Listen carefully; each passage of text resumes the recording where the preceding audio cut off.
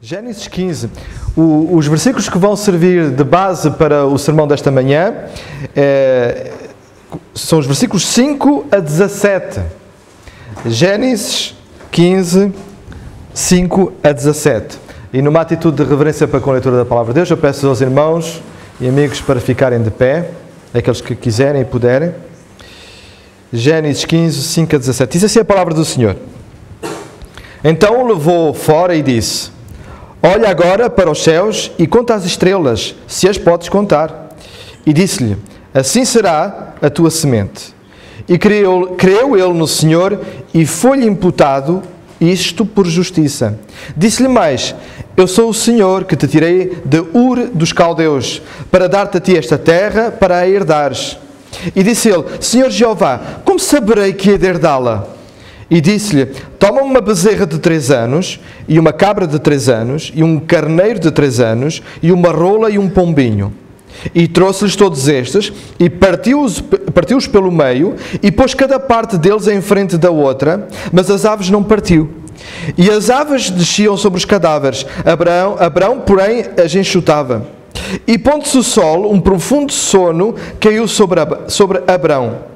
E eis que grande espanto e grande escuridão caíram sobre ele.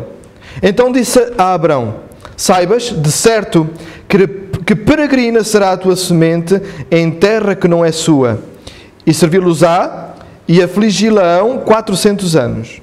Mas também eu julgarei a gente à qual servirão, e depois sairão com grande fazenda. E tu irás a teus pais em paz, em boa velhice serás sepultado.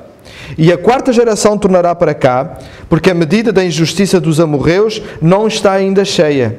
E sucedeu que, posto o sol, houve escuridão, e eis um forno de fumaça e uma tocha de fogo que passou por aquelas metades.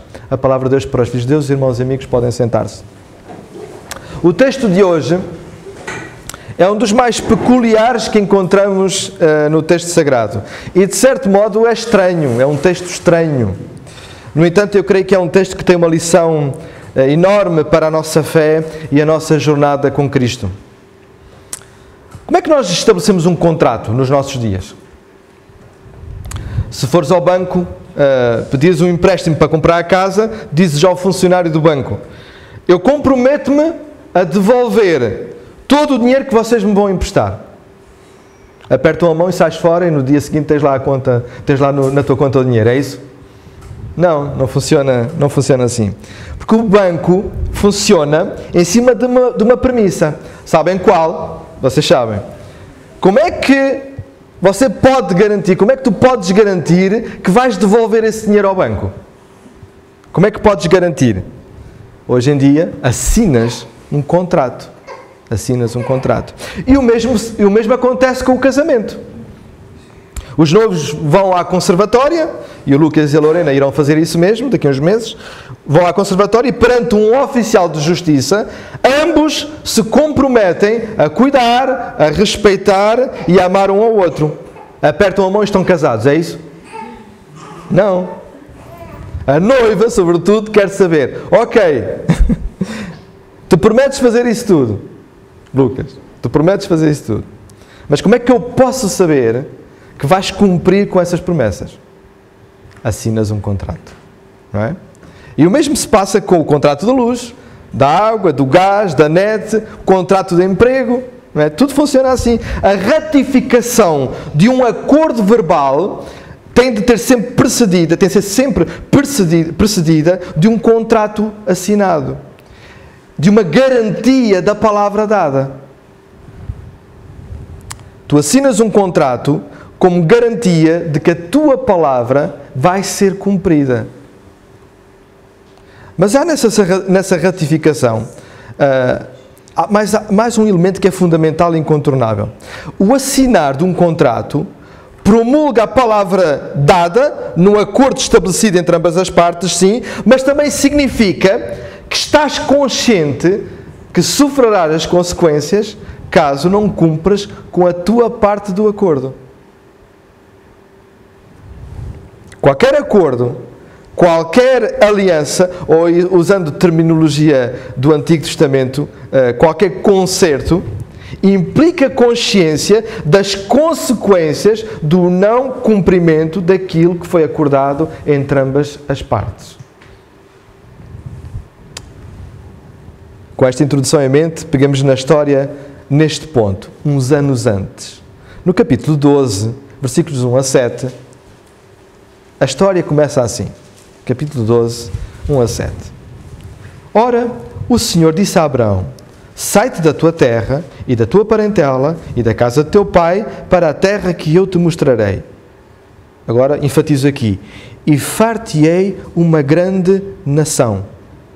Far-te-ei uma grande nação. E abençoar-te-ei, engrandecerei o teu nome, e tu serás uma bênção. E abençoarei os que te abençoarem, amaldiçoarei os que te amaldiçoarem, e em ti serão benditas todas as famílias da terra. Assim partiu Abraão, como o Senhor lhe tinha dito, e foi Ló com ele, e era Abraão da idade de 75 anos, quando saiu de Harã.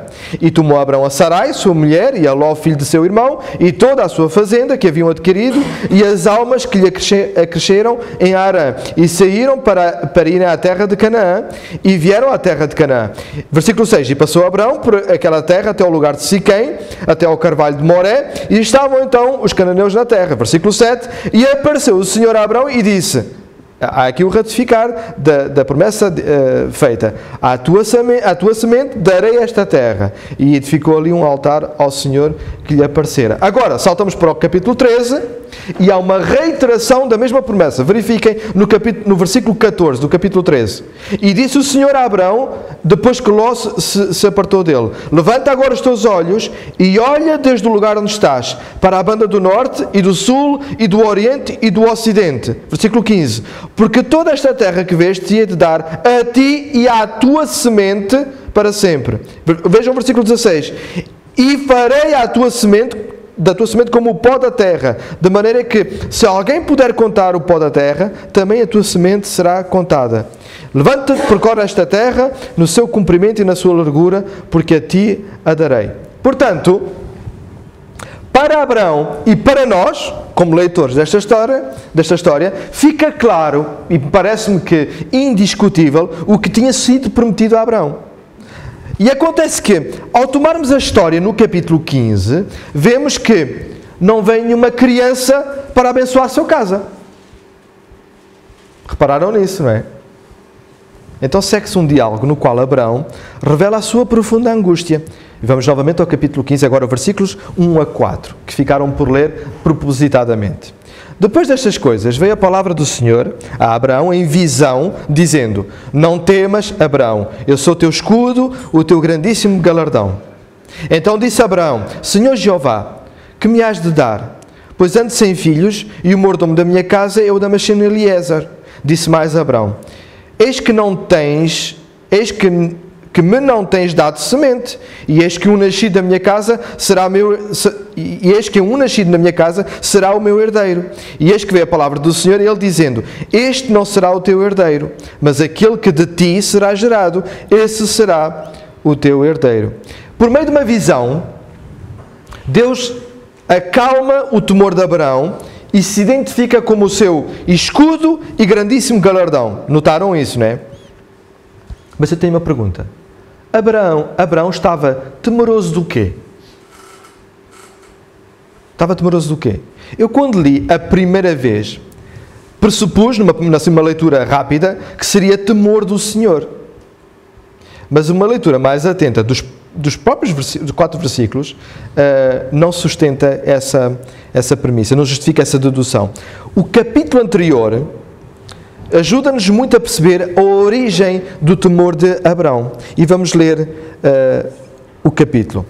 Eu vou pedir ao Gustavo para ler em voz alta. Eu sei que é muita leitura, mas eu creio que se vocês estiverem atentos, tudo isto ajuda-nos a perceber onde é que nós queremos chegar com esta história. O capítulo inteiro, Gustavo. Sucedeu naquele tempo que Anrafel, rei de Sinar, Arioque, rei de Uazar, Kedorlaomer, rei de Elão, e Tidal, rei de Goim, fizeram guerra contra Bera, rei de Sodoma, contra Birsa, rei de Gomorra, contra Sinabe, rei de Admá, contra Semeber, rei de Zeboim, e contra o rei de Bela, este é Zoar. Todos estes se juntaram no Vale de Sedim, que é o mar salgado. 12 anos serviram Quedorlaomer, porém no 13º se revoltaram.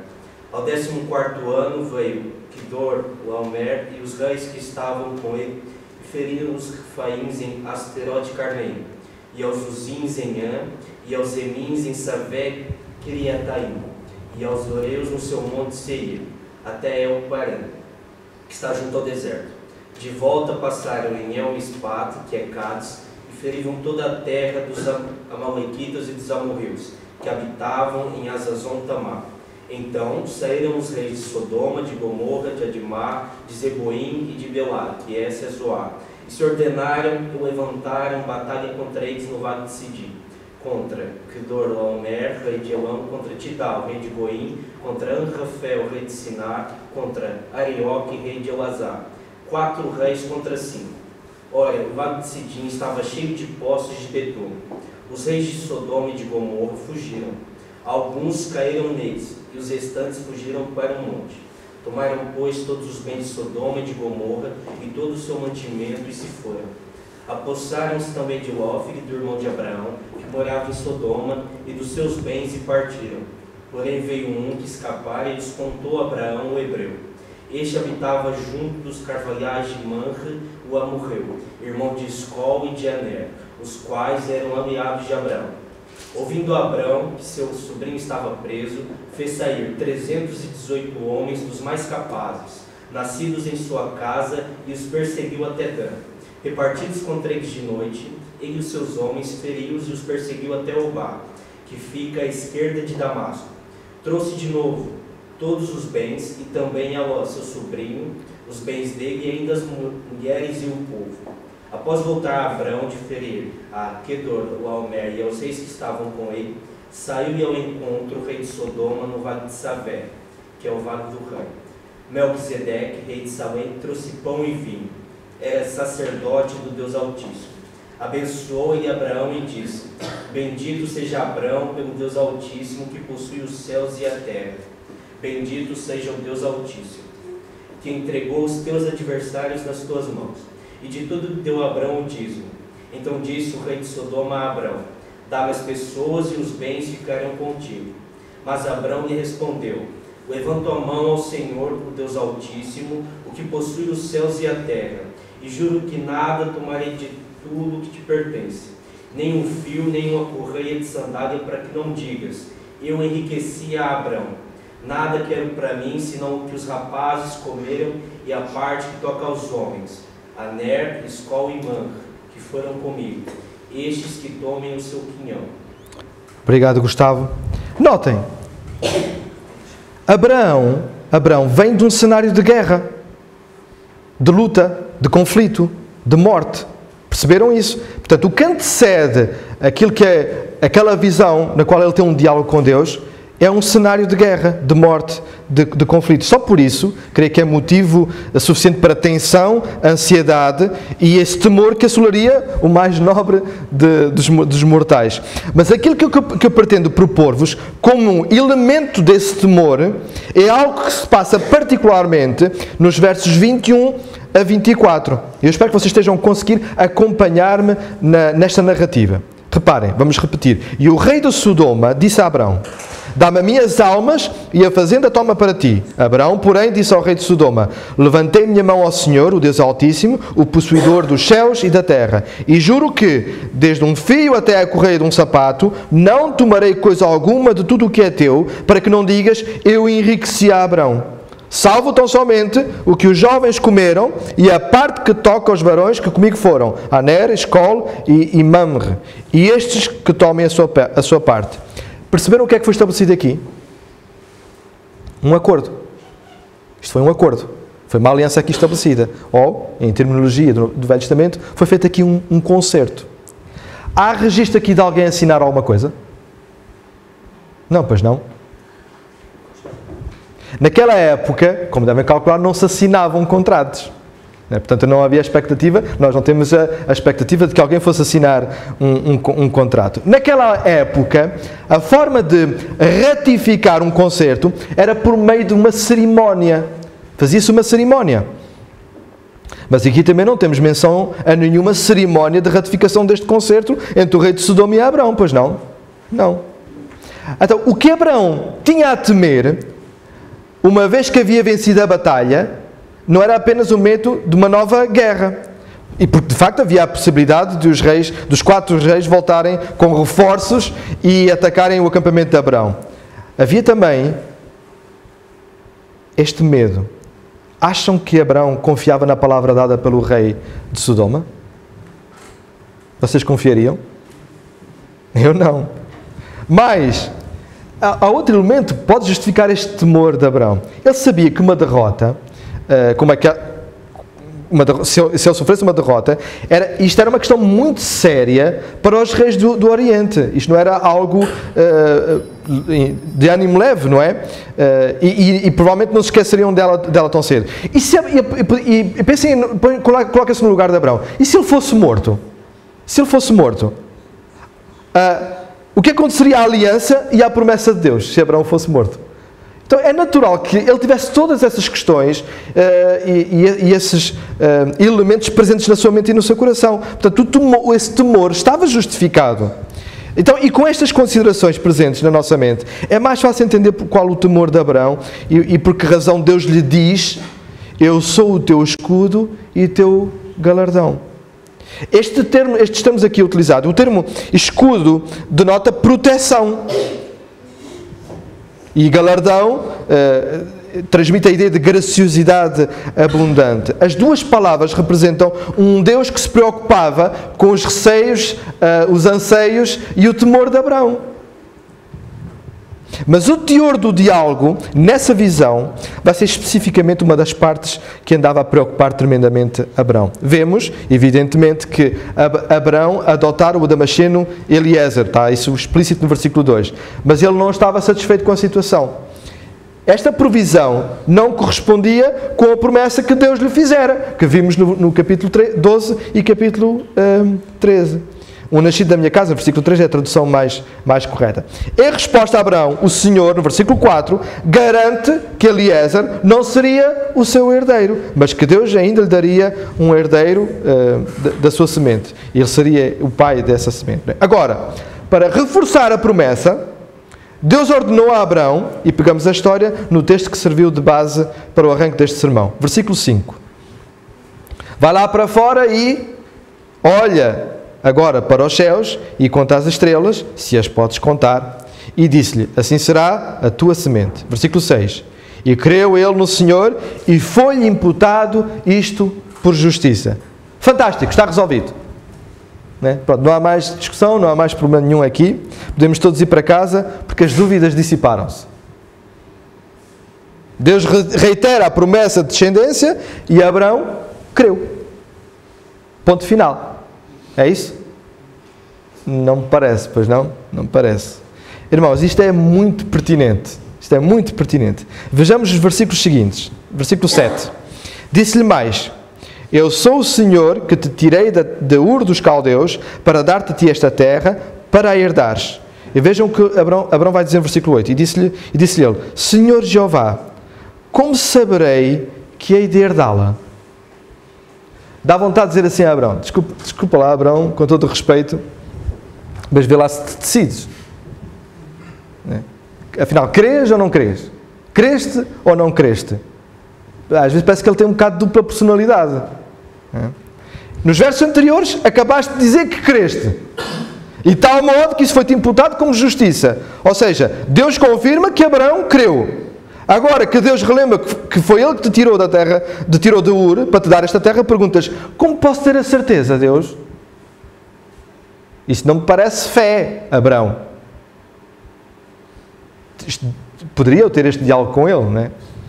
E esta pergunta: isto não me parece fé? Faço outra pergunta: não? Não? Eu creio, irmãos, que isto é um elemento da fé que precisa ser relembrado ou eventualmente ensinado. Fé não é a ausência absoluta de dúvida. Fé não é a ausência absoluta de dúvida. Eu repeti para ver se isso fica bem claro na vossa mente. A fé bíblica primeiramente está definida nas próprias Escrituras, como vocês conhecem, o versículo 1 do capítulo 11 de Hebreus. A fé é o firme fundamento das coisas que se esperam e a prova das coisas que não se veem. Fé é confiança em Deus, não ausência de dúvida. E esta noção de confiança espiritual vai ser importante considerar no desenrolar desta história. Sabe uma coisa? Esta é a primeira vez nas Escrituras que aparece a palavra crer. É a primeira vez. E isto é importante para percebermos o que Abraão sentiu e pensou. Pois a palavra no hebraico, reparem, significa firmemente determinado.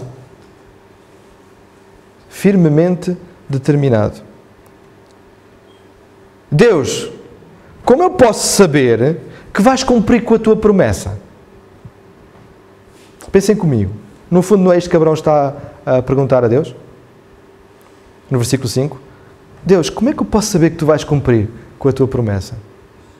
E em vez de Deus lhe dizer assim, como te atreves a duvidar da minha palavra? Vou já queimar-te aqui com fogo. Não é isso que acontece, pois não? Não. Não é isso que acontece. Deus vai fazer uma cerimónia de ratificação do concerto, da aliança, do acordo estabelecido, da promessa dada entre os dois. E vamos lá. E é aqui que a história se torna um pouquinho estranha. Versículo 9. Toma uma bezerra de 3 anos, e uma cabra de 3 anos, e um carneiro de 3 anos, e uma rola, e um pombinho, e trouxe-lhe todos estes, e partiu-os pelo meio, e pôs cada parte deles em frente da outra, mas as aves não partiu. E as aves desciam sobre os cadáveres, Abraão, porém, as enxutava. Não acharam isto estranho? Isto é o quê? Algum voodoo? Algum tipo de feitiçaria aqui? O que é que se passa? O que é que está aqui a passar? Não. Isto não é nada fácil de interpretar, pois não há muita informação bíblica que detalhe categoricamente este ritual. Pese embora Jeremias o refira e com isso dê luzes sobre o propósito deste ritual. Querem ver? Vamos lá a Jeremias 34. Jeremias 34. Jeremias 34, versículos 18 a 20. Diz assim: E entregarei os homens que trespassaram o meu concerto, que não confirmaram as palavras do concerto, como eles fizeram diante de mim, com um bezerro que dividiram em 2 partes, passando pelo meio das 2 porções. Os príncipes de Judá e os príncipes de Jerusalém, e os eunucos e os sacerdotes e todo o povo da terra, que passou por meio das porções do bezerro, entregá-los-ei, digo, nas mãos dos seus inimigos e nas mãos dos que procuram a sua morte, e os cadáveres deles servirão de mantimento às aves dos céus e aos animais da terra. Acompanharam, não foi? O que este registro de Jeremias nos ajuda a perceber e confirmar é que realmente isso se tratava de uma cerimónia de ratificação de concertos ou alianças estabelecidas. E que era algo muito sério, porque vocês perceberam nesta leitura, é algo muito sério. A descrição dos versos 9 a 17 de Gênesis 15 mostra aquilo, e se quiserem podem voltar a Gênesis 15. A descrição dos versículos 9 a 17 mostra aquilo que na época era chamado de aliança de corte. Aliança de corte. Porque cortavam os bichos ao meio. Não é? Era um ritual solene que incluía, como vocês perceberam, a morte dos animais e o compromisso das pessoas com uma promessa.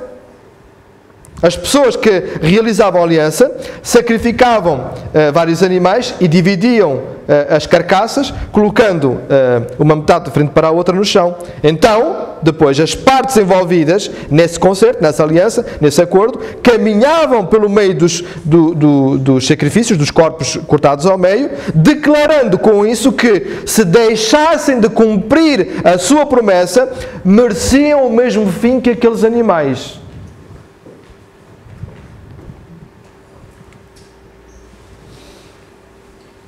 Eu creio que, por providência divina, no início do século XX, foram iniciadas umas escavações na Mesopotâmia, mais precisamente hoje o Iraque, e encontraram milhares, estamos a falar de milhares, de tábuas escritas com práticas e costumes dos povos daquela região e daquela época.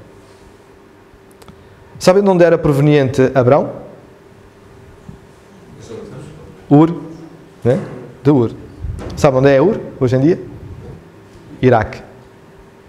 Ou seja, toda a informação arqueológica encontrada em Nuzi, mais precisamente o local onde foi encontrada todas essas tábuas, que é pertíssimo de Ur, diz respeito à cultura de onde veio Abrão. Porquê que eu estou a contar-vos isto? Porque nessas tábuas está registado, entre muitas outras coisas, uma cerimónia. E está descrita desta maneira. Quando duas partes chegavam a um acordo, esse acordo era selado por meio de um juramento de automaldição. Ou seja, por meio desse juramento, os participantes invocavam uma maldição, até à morte, sobre si, caso rompessem com um acordo estabelecido. E está descrito que eles cortavam animais ao meio, colocavam em frente um ao outro e ambas as partes tinham que passar no meio dos corpos. E de acordo com esse costume, era declarado que ambas as partes estavam a dizer com isso, estavam a dizer o seguinte: que eu seja morto e cortado ao meio como estes animais, caso eu quebre com a minha parte da promessa. Irmãos, isto para mim é fenomenal. Se, como tudo indica, isto é o que se está a passar nesta narrativa de Gênesis 15, Deus está a usar uma cerimónia de ratificação de um acordo que Abraão conhecia muito bem, porque dizia respeito à sua cultura. Porque era costume em Ur. Para fazer o quê? Para assumir algo que tem a ver com a mensagem do Evangelho. E nós já lá iremos. Prossigamos. Versículo 12. E pondo-se o sol, um profundo sono caiu sobre Abrão.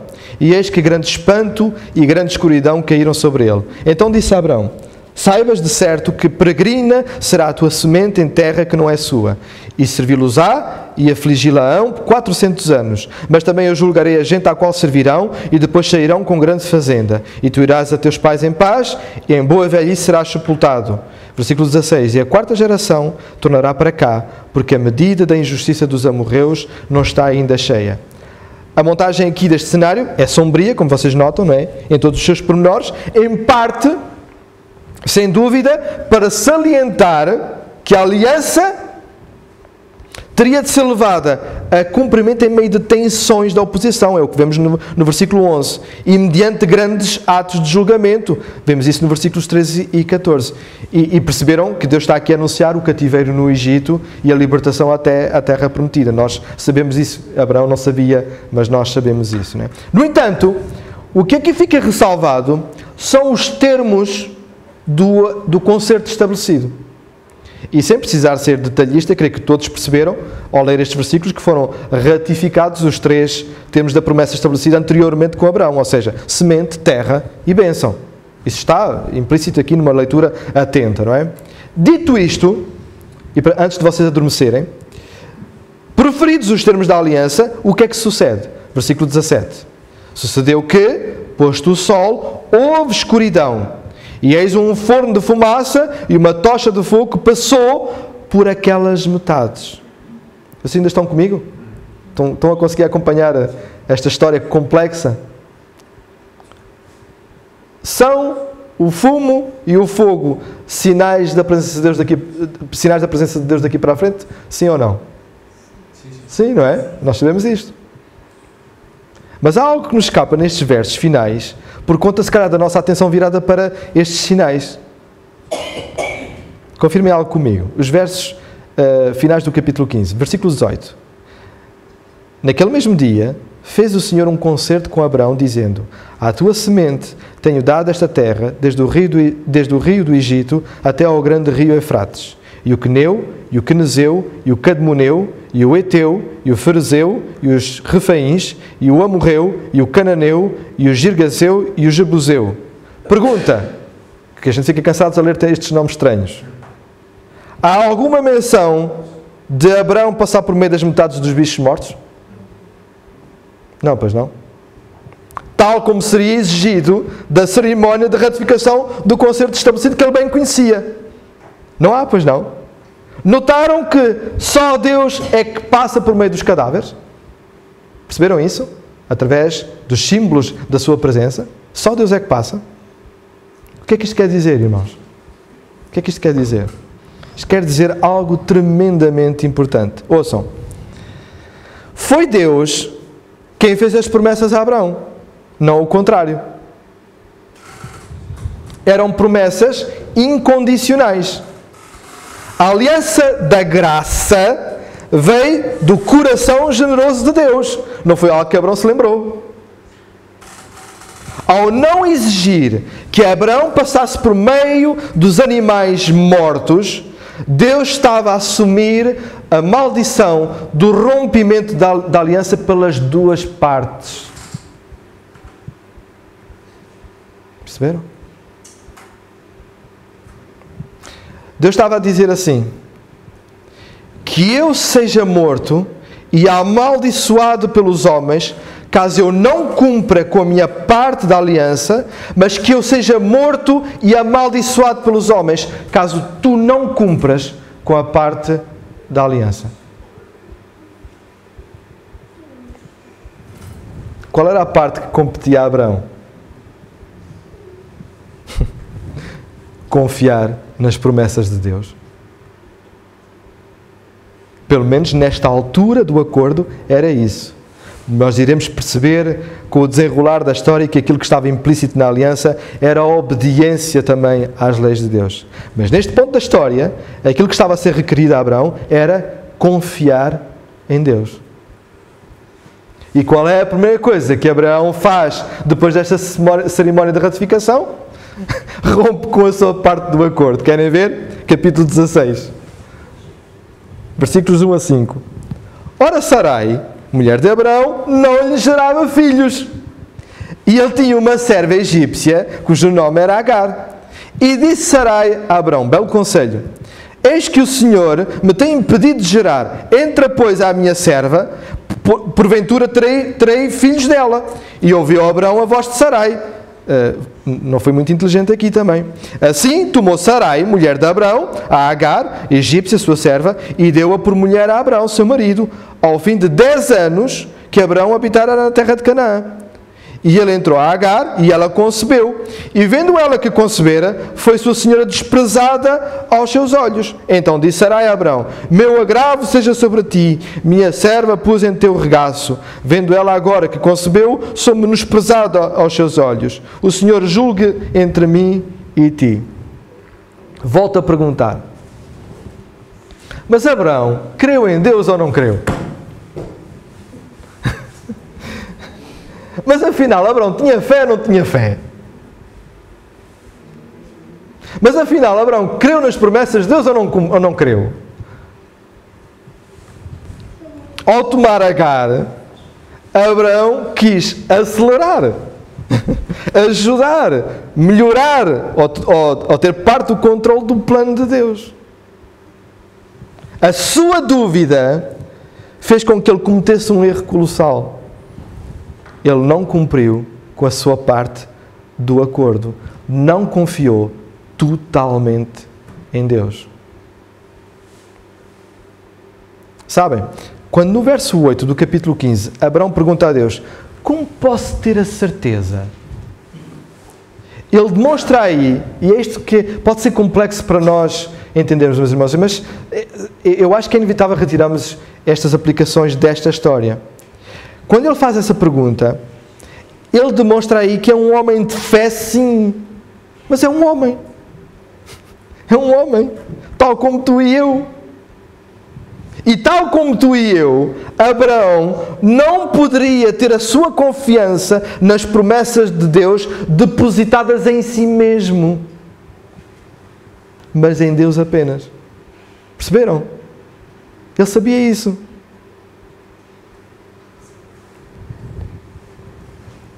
Sabem por que razão é que isto tem a ver com o Evangelho? Porque Deus estava aqui a demonstrar a Abraão, e por conseguinte a todos nós, que Deus sabia, desde o início, que nós, por nós mesmos, somos incapazes de cumprir com os termos que garantem a comunhão com Deus. Deus estava a dizer a Abraão que é tudo obra dele. É tudo obra dele. Ele escolheu, ele decidiu, ele não foi apanhado de surpresa quanto à nossa incapacidade de termos uma fé isenta de dúvidas. Deus não pensou assim, e eu pensava que afinal Abraão tinha mesmo uma fé perfeita.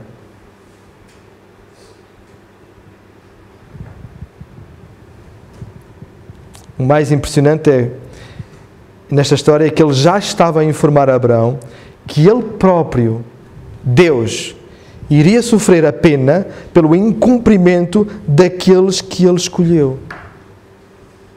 Irmãos, isto é imperativo perceber. Espero que esteja claro para vocês nesta história. Isto para aqueles que ainda lutam com o problema da soberania de Deus na salvação.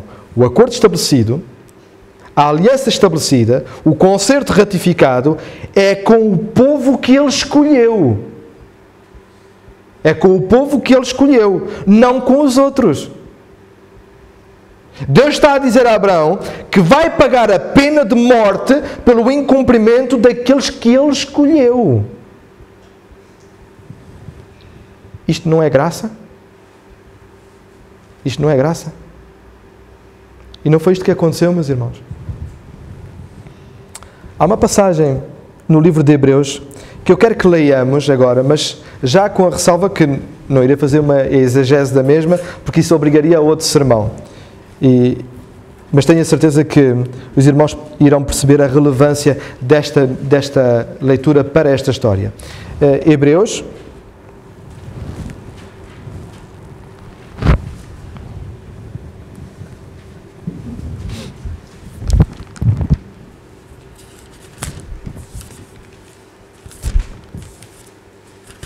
Desculpa que eu não pus aqui o capítulo, mas vou já vos dizer.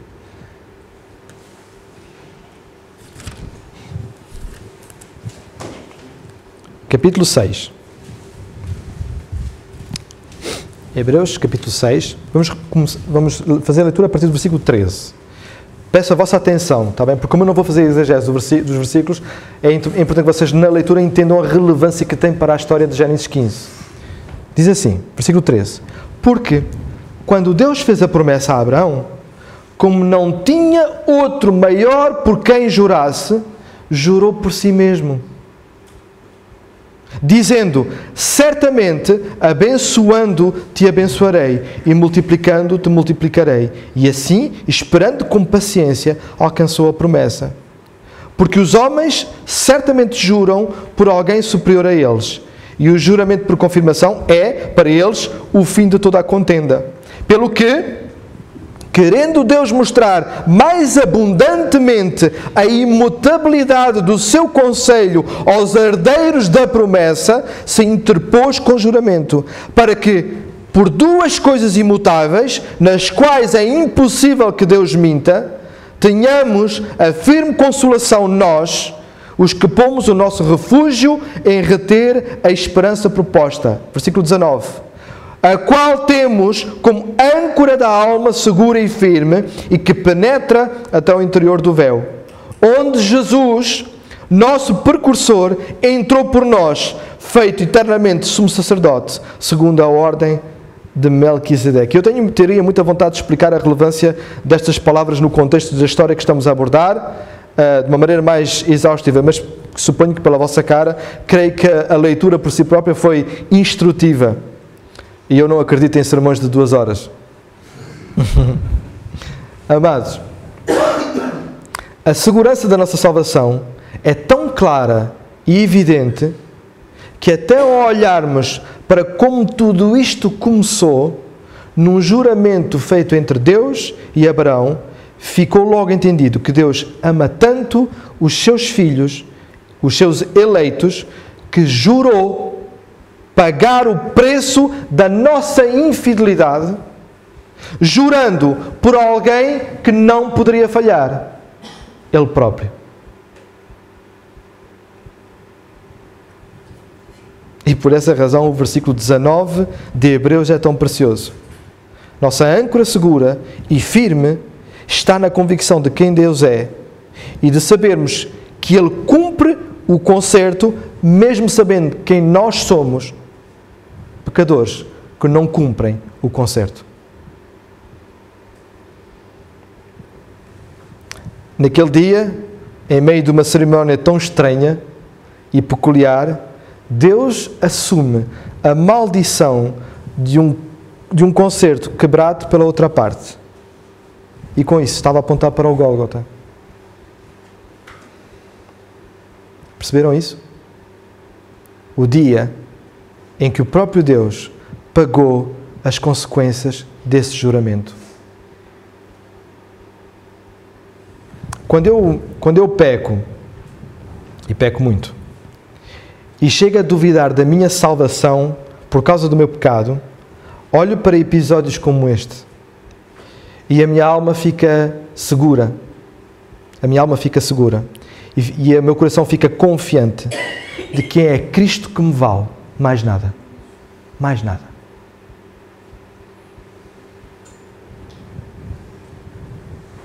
Pela graça sois salvos, por meio da fé. Isto, a graça e a fé, não vem de vós. É um dom de Deus. Eu vejo estes versículos numa cerimónia tão estranha como a de Gênesis 15.